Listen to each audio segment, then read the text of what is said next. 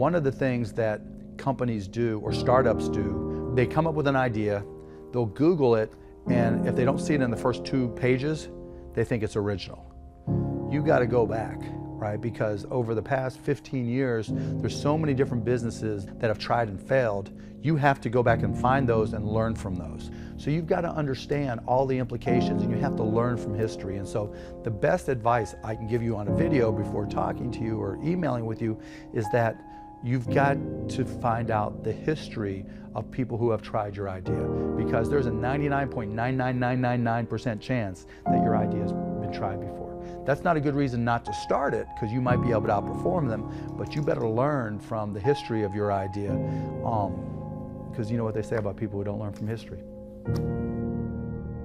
And I think it just gives everybody confidence that there is no one model. These weren't the richest people, not with the best connections, not necessarily even the smartest people, but there were people who you know put their heart and soul and all their effort into these businesses. First thing you have to realize is nobody wants to hear what you have to say until you give them a reason to want to hear what you have to say. You know, do the things that make perfect sense to you, but don't be afraid to shout it to the mountaintops just because it's outside the box or against the grain in your industry, because more often than not, you're probably going to be right.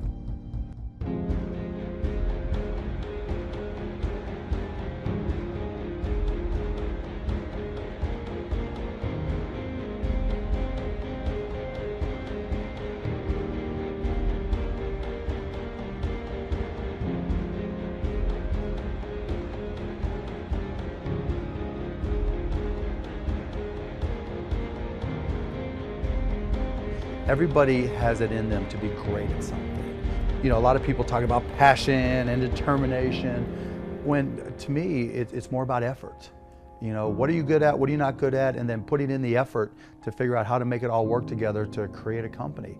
And so once you have that figured out, then you just have to go for it, and if you're willing to put in the time, you know, you can make it work. And I say this all the time, it doesn't matter how many times you fail, you only have to be right one time. I think that what you have to do in life is take risk, and you can't just not do something because, oh, well, that might not work out. Part of learning in life is failing, and I've been broke, I mean $0, sleeping on my sister's couch 3 times in my life, and I may well be again, but I'm not going to quit taking those risks. I'm going to continue to build and do, and I like the idea of stepping out there and doing it. Worst case scenario, plenty of jobs to go get. So I'll just go fill out an application and maybe I'll be working the aisle at Home Depot or something. So if that's your worst case scenario, then you know you're taken care of. So you know you're not going to fall too far. So get up, decide what you want to do in life.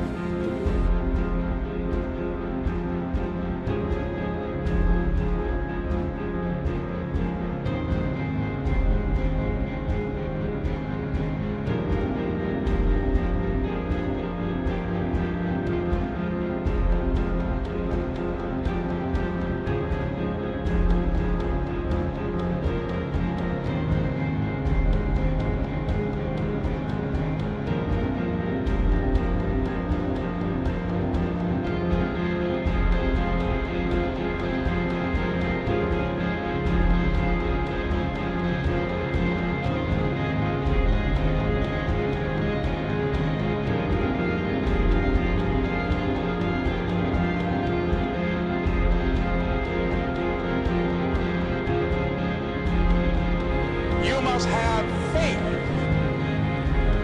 Paul said you must have the faith to call forth those things that be not as though they were. Judge not according to appearances.